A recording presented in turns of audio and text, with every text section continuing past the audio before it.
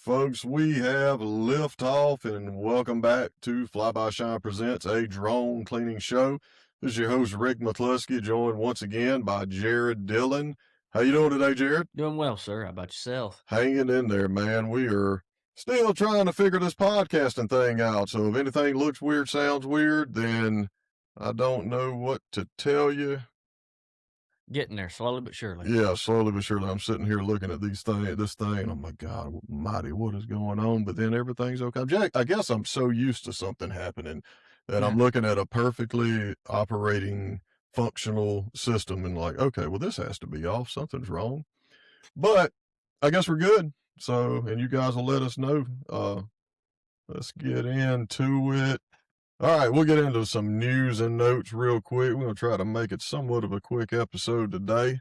As y'all know, we're coming up on I guess we are we're out of the off season. I mean, I guess so. What's the weather looking like? We're going to get another cold snap? I was for sure we were going to get one more cold snap. I know they were talking about like February 16th. Yeah, everything, according to the Weather Channel and local news, at least right here in Madison, it's all trending upwards. So I hope it stays that way. Now the rush is on. It's time to get going. It's go time. All right. That's what I'm talking about. All right. Well, we'll get into some news and notes. And I know we've had this one time before, or we've had news from this entity one time before. And every time we get something from them, nothing ever positive comes out of these guys. No. I hate to be the bearer of bad news, but if it makes you feel better, it's not just us. It's every doggone contractor in the U.S. has to deal with this. But unfortunately, this one is specifically for us. Yep. All right. We are looking at some new information coming out of the FAA no, this wouldn't be OSHA. This is just FAA. I'll get my wits together here in a minute. It should be just FAA. Yeah, okay. FAA is fining drone operators up to $75,000. Good Lord. All right. So key points to hit on this. In 2025, the FAA fined and suspended multiple drone operators, and the violations included flights near major sporting events, flights around emergency response scenes, flying in restricted airspace. So a couple of those, I mean, I don't think they're going to apply to us. If you're trying to clean around an emergency response scene, you better have enough sense about yourself not to get too close. Right. And I would also think that the customer around emergency response scene probably going to shut you down anyhow. There's just too much going on, hustle and bustle. And then flights near major sporting events. That's a known. Yeah, I would think it's a known thing. I don't think we would see much of that. You know, maybe you're close to a college football stadium or a pro stadium. I mean, what are they saying near? I want to see the definition of near. So what that means, at least as far as the FAA, is you're flying over crowded areas. So even like in like a regular, just a map or anything like that, you have to maintain a certain altitude above populated areas. So like, depending on the aircraft and stuff like that, again, I'm not entirely sure the drone, but like for small single engine aircraft, overpopulated areas, you have to be at times 1,000 feet above them, 1,500, 1,200, somewhere in that range. Whereas like if you're just in the middle of the field, you can be around like 500 feet. But they want you to be out of the way and not close to populated areas. You know, for the sake of drone cleaners, we often look at it as, you know, we're in the clear because we're up next to a building. It ain't like you're going to be washing, you know, Dallas Cowboys Stadium while it's happening. No. However, if I'm reading this right, the FAA is signaling, hey guys, stuff that you've been getting away with, we may not let you get away with it anymore. So does this mean, you know, for instance, I've been out in Vegas. Right. Vegas Stadium, I mean, within eyesight, you got industrial areas. If, you know, you get contracted, someone says, hey, you need to come clean this warehouse, but you only can do it on a Sunday. Yeah. Let's say the Raiders have a game that Sunday. Yeah. I mean, of course, we're not going to be close to the stadium and we're not going to be flying above the stadium, But is this something that the FAA is going to say, hey, you were within a quarter mile of the stadium without clearance? Here's $20,000 fine. I would think not. I don't think so. When I look at this, I think that drone, like, flying over, like a densely populated area or, like, a sporting event is well, they're getting footage that they're not having to pay for, like, through a streaming service, or they Hmm. didn't pay for a seat.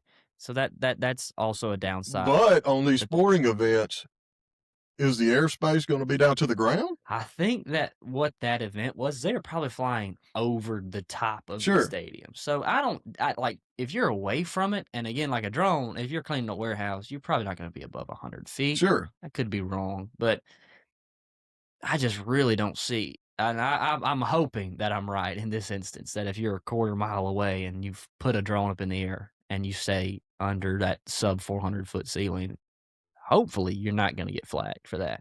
Yeah, I mean, anytime we've maybe cleaned a location on a Tuesday, Yeah. close to a college football stadium, it's just a notum. It's Yeah. just, hey, be aware on these days there's going to be something happen. Now, I haven't cleaned a location when that event is happening, so I'd be curious. Maybe someone knows does that change the airspace for that temporary time that, hey, within this radius, it's down to the ground. Yeah. You need to get clearance. It could So, be. guys, I would urge you to check in on that. We didn't research that part of it, but here is one that I'm sure everyone listening has flown dirty at some point. They haven't gotten their clearance to fly because it's a smaller job or something, but restricted airspace. Um, Guys, we use an app called Open Sky, and it's typically really, really, really simple. We've only had a couple of occurrences where we didn't get automatic approval. Yeah. Most of the time, as soon as we hit submit, we got approval. You're ready to rock and roll. That'd be for 12 hours, and then you can do another 12 hours after that. Yeah. Whatever you need to do, you can do it for multiple days at a time. But there are also times where, we may be going into a place that's a little sensitive. I know one of the local hospitals here, a major hospital, it took a little while for Yeah. us to get clearance. We're getting ready to do some flights down in the Mississippi Gulf Coast, a couple in particular, going to be within Keesler airspace. And I've dealt with that before, and we didn't have much of a problem, but, every time you submit, something different can Yeah. happen. If they got something going on, it could be. So back to this news story that we see.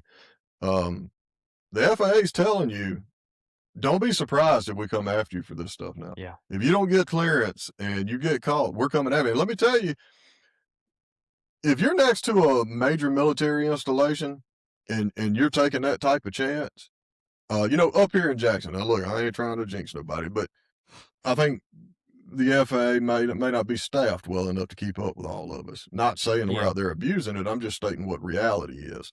Down there, it ain't just the FAA you're gonna be worrying about. Yeah. You know, That's federal. yeah. So, well, I mean, it's a military installation. Yeah. It's not just your state Yeah. worrying about. No, they're gonna come have a talk with you. And the unfortunate thing is, this story, it cites fines up to 75,000 per violation. Um, Several occurrences where licenses were suspended or revoked. Even unlicensed operators can be fined. In what it says, the 2026 policy update is legal action required when operations endanger the public. And to me, it's just left up to interpretation. Yeah. Whoever the fella is with the little book with the tickets in it, It's kind of going. I mean, I'm sure that he can make the case for endangering the public in any way, shape, or form, which may get into a little bit about our main segment, which is job layout and safety. Right. Always fun talking about safety.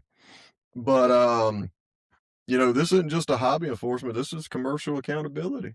Yeah. The FAA is telling us if you operate in a way that endangers the public, you're not subject to legal action. We're taking legal action. Yeah. They're not going to talk about it. They're going to do something. And to me, it's just not worth it. You are spending a nice little chunk of change on a wash drone, and that's not even counting the equipment that you got to have Yeah. that's going to support that operation, and then you're taking the time to get the part 107, and then you just gonna go out there and not register a doggone flight for a morning and get Yeah, it's busted. not worth it. Man, no, sir. And then knowing my luck, I'm gonna get an FAA guy that's having a bad day, just had a bad argument with his wife, and I'm gonna Yeah. get lit up. You'll get happy with that ticket book. Man, Lord have mercy. Um, yeah, I mean, a lot of the new guys, they think the big risk is just crashing the drone. They don't. The FAA thinks the big risk is you hurting someone. Rules and regs, man. Yeah, I mean, it when you get into this game, it's part of the game, and I know I'm guilty of it too. Some of us just kind of take that with a grain of salt, and we, as I like to say, fly dirty. You get to the job site, and you're like, oh man, I forgot to get my airspace reserved. Well, FAA's putting you on notice. If they catch you, they're going to find you. That's pretty much cut and dry, plain and simple. So just download an app like Open Sky. It doesn't take long to get the airspace and reserve your airspace. Shoot, they probably gonna give it to you quickly because, like you said, you ain't flying but about 100 feet. The And height of the building. yeah, and you're right up against the building. Like I told one of the air traffic controllers at these hospitals that have helicopters coming in and out. If I'm in the way of a helicopter, There's more issues. yeah, that helicopter pilot has got more issues on his mind than me. Yeah. But I understand it. Might as well. It's a privilege that we have. We might as well take it seriously. Okay, moving on. Let's see. All right, so today's episode. The real risk is the environment and not the surface. And guys, I'm not talking about tree hugger environment and we gotta make sure we're using bio-friendly chemicals, which we try to do. Be good stewards of the land that we're given. But I'm talking more about the work site environment and just making sure you have control from a safety standpoint, and this keeps you out of a nice little lawsuit, which could turn into a big Never, lawsuit. yeah, never fun. And it's some things that we think are common sense, and some things that you may be like, "Hey, I didn't even consider that." Yeah. But most guys that get into the wash drone side of the industry, we're most of the time not heavy in the residential game. No. We're big commercial. And you know what comes along with big commercial? First thing comes to mind is heavy foot traffic, Yeah. uh, sensitive landscape, or elaborate landscape, I guess we'd say. Yeah. You go to that little old lady's house and you burn up a rose bush. Yeah, she's gonna light you up on Google. Um, However, if you have to come out of pocket to replace a rose bush or two, it typically don't hurt too bad. You go to a big commercial, nice commercial establishment and you operate recklessly, you may have a nice commercial landscaping bill that you're gonna pay for. Yeah, those aren't fun. No, and that's how a job gets turned upside down on you. Wait, So yeah, and a lot of the new guys, they think about pressure and not movement. And most incidents, they don't happen because of pressure; they happen because of movement. But just some of the things that we would say to be cognizant of is, overspray, drift.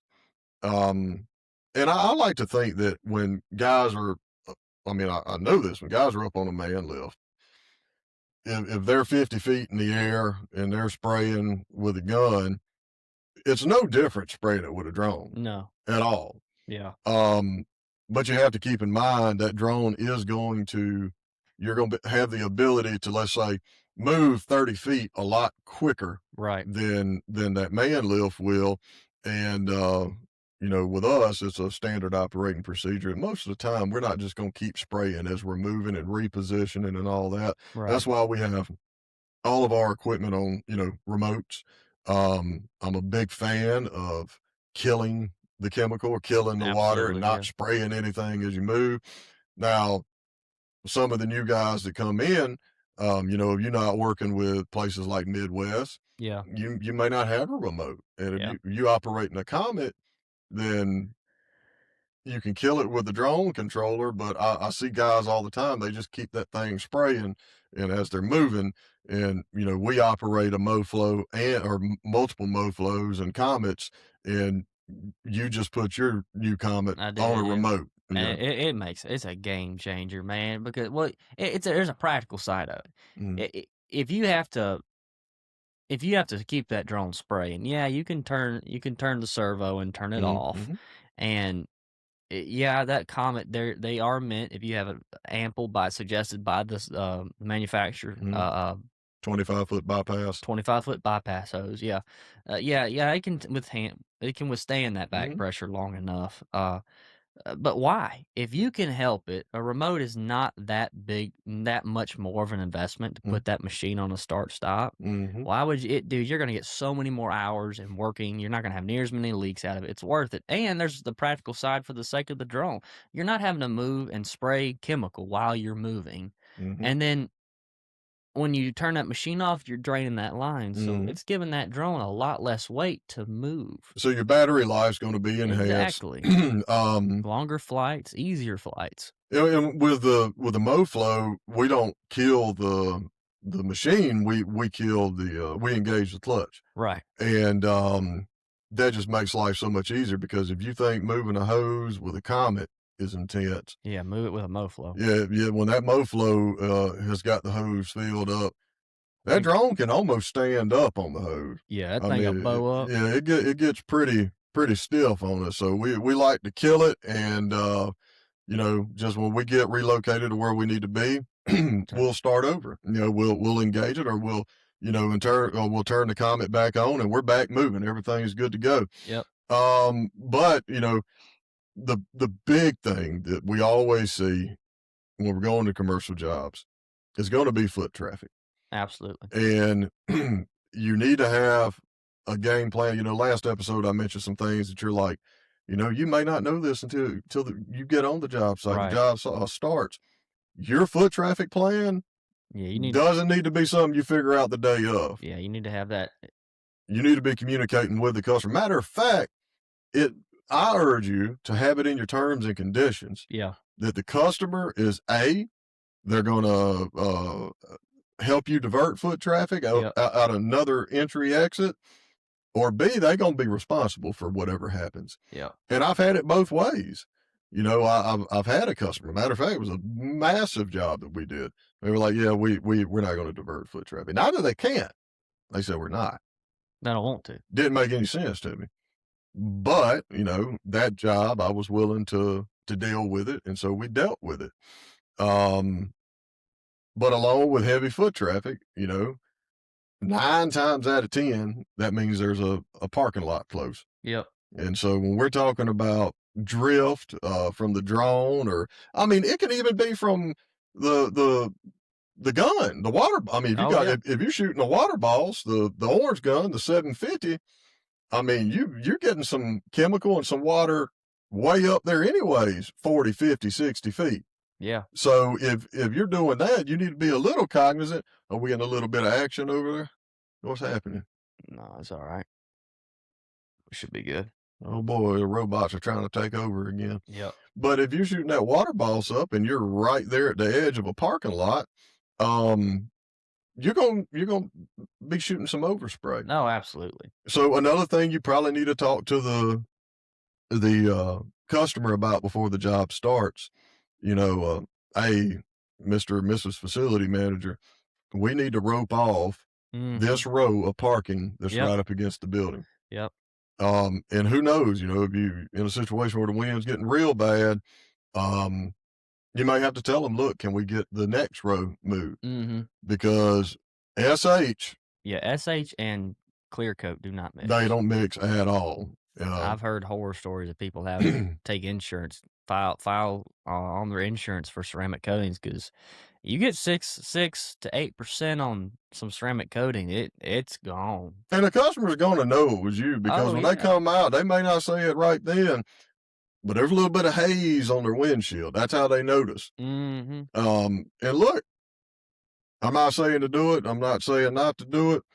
If I know that something may have gotten close to a car, I'll turn on the water and rinse a car off real I'll quick. be honest with you. I've had times where if I kn there's people parking right close to where I'm at, or they didn't move, or they parked in my closed off area, I'll go down if I can help it and rinse the car Yeah, off absolutely. before I even start spraying, and then rinse it off again when I'm done spraying my chemical. I would much rather explain it to the customer walking out and be like, "Hey, I just gave you a free car wash." Exactly. Say it jokingly. So There I saw some pollen on your car, Yeah, but you would much rather have to have that little awkward conversation than that insurance claim. yeah, Um, so yeah, foot traffic and then actual vehicles. And look, when we talk about these things, you need to understand that people in general, they don't care about the measures you take. yeah, So one very important thing is you need to have some authority. Number one,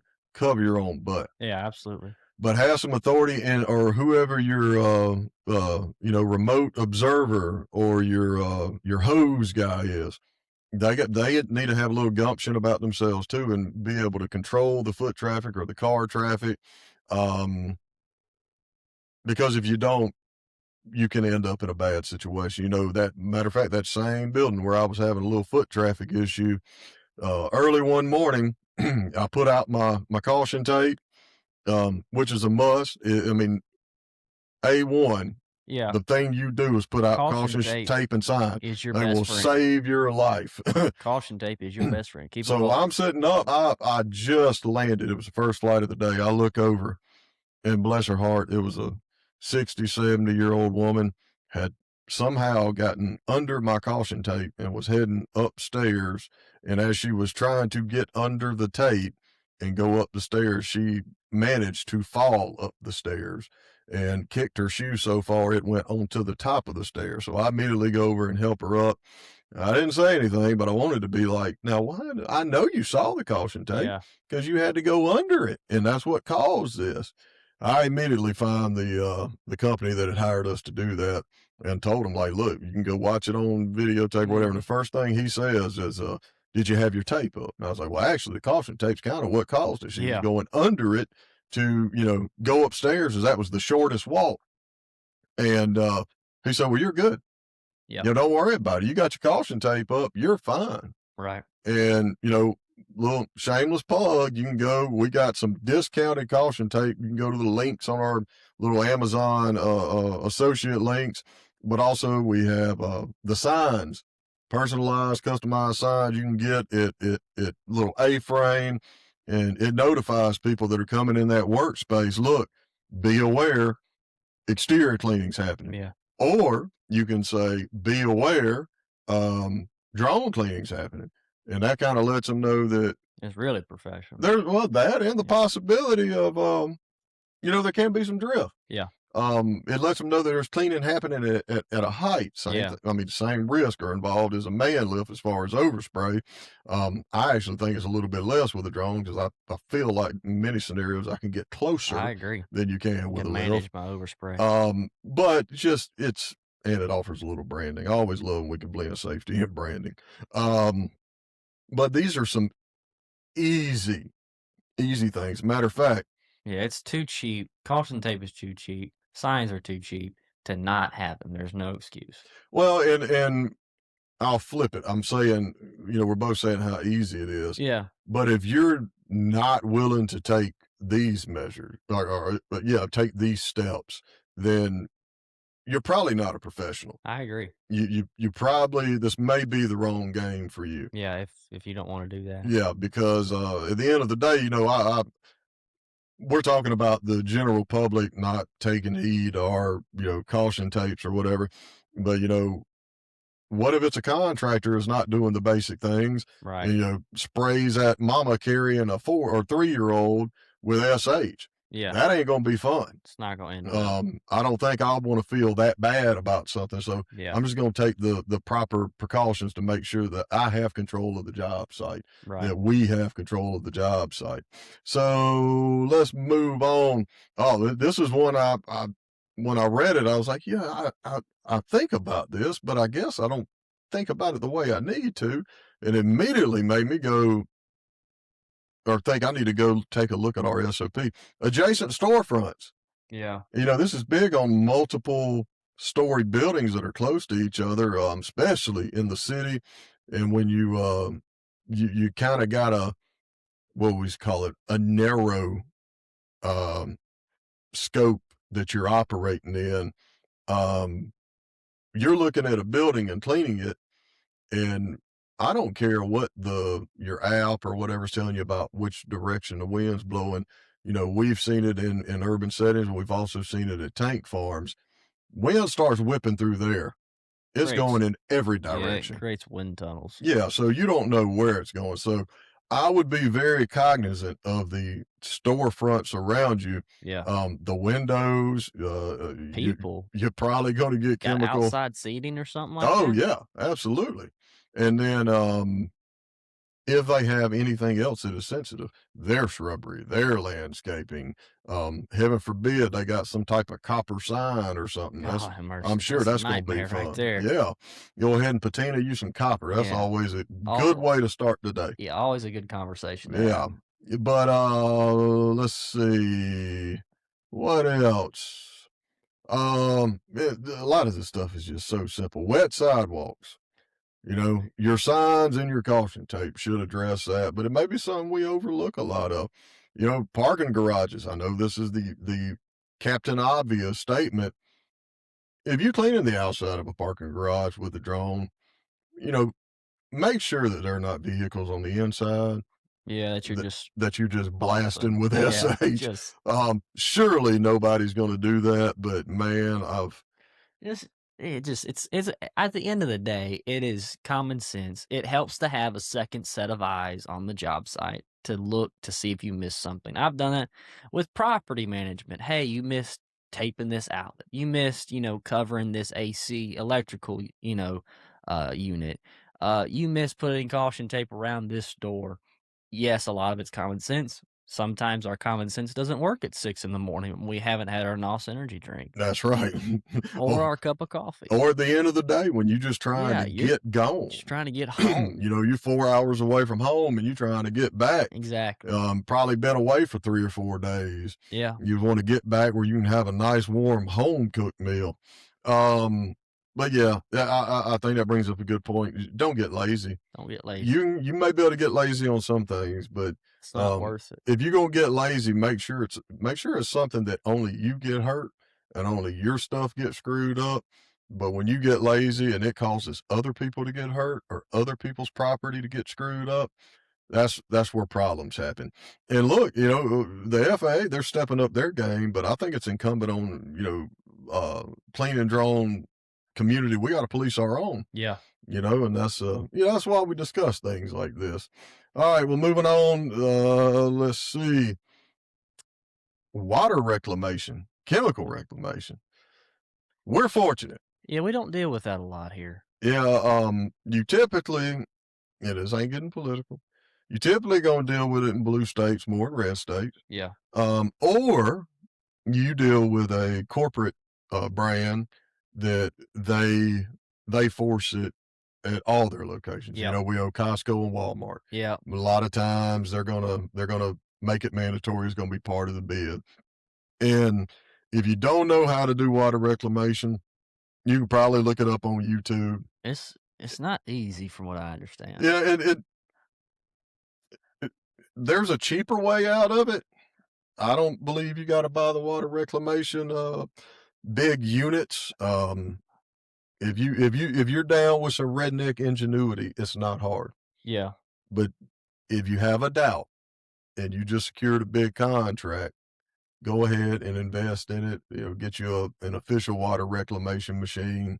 Um, if you're comfortable with some redneck ingenuity, there's ways you can figure it out. It's Yeah. not hard, but it is something that you need to, when you're bidding on a job, you better read that fine print because you may be somewhere like Mississippi and you're like, oh, we don't do that. It's not Yeah. required. Well, you better make sure that the customer doesn't require it. I put in a large bid on a parking garage. We were cleaning the outside of it and the parking lot forgive me, not the parking, the sidewalks like Mhm. around the building. Mhm. And it was in the middle of Jackson. like, middle of suburb Jackson, and so it was a big, tall parking garage next to one of those big I think it was right next to the big Trustmark building. And, dude, getting an answer out of Jackson to see if they even if water reclamation was required was impossible. And what's funny about that is, for those of you who don't know, we're talking about Jackson, Mississippi. They've had a Flint level Yeah. water crisis for Lord knows how many years. And what's crazy about it is, in all reality, you should probably be charging them for Yeah, putting bleach in the putting drain. some Yeah. chlorine, because I mean they pay for it. I Yeah. mean the city has to put it in there, and here you are just handing it out for Yeah, for free. free. Yeah, we should be charging them. Right. But yeah, just pay attention to the requirements, the scope of work, on the RFQs that you are bidding on, or the customers you're talking to, because you may think you're in an area where water reclamation is not a requirement, yet the company that you're going to do the job for, they have that requirement. And a lot of those bigger brands, that happens. So let's see, moving on. What else? I think that kind of, Kind of wraps us up for yeah, kind of today. wraps it up. Well, one more, and this was tough. Um, your abort planning, you know, what happens when the drone decides that it wants to take the rest of the day off? And, you know, these are pieces of equipment that we use on a daily basis. And we ask a lot of them, or at least I know I'm asking a lot of it Yeah, anytime I'm on the sticks. that's the truth. So, it comes those times where ever so often, um, it's time to have a little bit of a tune up, and the Yeah. drone will most of the time land itself. Yeah. And sometimes the controls can get a little iffy on you Yeah. when it's coming down if you're trying to get control back. So the guidance there is, always have on every flight, be cognizant of a safe place you can bail out. And I've never had to really deal with that. A lot of times it's where I'm taking off from. Yeah. I just want to get back there. But I do think that you need to, you need to, if you know you're flying over something, Mm-hmm. and you took off from a place that may not be so easy to get back to, Right. uh, be aware of other places to put it down. If you don't lose complete control, but for all intents and purposes, you have lost complete control. Yeah. I haven't seen that with the The Lucid Sherpa. drone a Yeah. lot. I've seen video, and I'm not going to call any names of companies, No. but I've seen video of other drones that, Just fall out the sky. Just quit. man, That's scary. but in a way, it should be addressed already. Your safety preparation in that instance should be addressed already, because you're not going to be flying over anyone. Yeah. So you don't have to worry about it falling out of the sky and hurting someone. You shouldn't be flying over any vehicles, No, you or should not. anything like that. And if you are over something that the drone falls out of the sky and damages, that's what you got insurance for. Yep. But if you can, you need to identify places that, okay, if I have a little control, I need to point that bad boy in this direction. And if it's going to go down, That's where it needs to you go. let it go down there. But we're talking about it like that's rare. In a lot of ways it is. Yeah. But, Jared, you fly airplanes. I I would be willing to bet that the rare occurrences y'all spend a lot of time thinking about, We do. because those rare occurrences means if you're going home, if your passengers are going home, or if people on the ground are safe. And there's a reason Yeah. that y'all spend a lot of time, because when things are good, ain't nothing to talk about, Right. right? But it's when things go south that you want to make sure you've had a lot of discussion on what our escape plan is here, or Yep. what our safety plan is. Um, So while the stakes may not be as high Yeah, with the drones. on our side, Yeah. um, they could be. You Very know, well could be. I mean, there was that incident that happened in Florida. I can't remember the exact story, but it was a swarm. It was some type of drone show, and fly little DJI's drone falls out of the sky and hits like a little 7-year-old in the chest, and he has to go into emergency surgery. Yeah. We got the Texas floods that happened. Somebody flying outside of their regulations, and they Mhm. didn't get proper clearance, and this whoever did this was just ignorant and probably deserves some jail time. They get nosy with their drone, they crash into an emergency helicopter. It didn't do any damage to the helicopter, but like we just discussed, the helicopter had to land and Yeah. make sure that there was no damage done. That's just foolishness, And man. so that now that helicopter, who I'm positive was doing something pretty important Yeah. considering the situation out there. Now you're Has taking to time, postpone, yeah. that I can't be out delivering supplies or I can't be out rescuing because some dummy Flew a who drone into flew a the drone into the side of the helicopter. That's It insane. makes absolutely zero sense.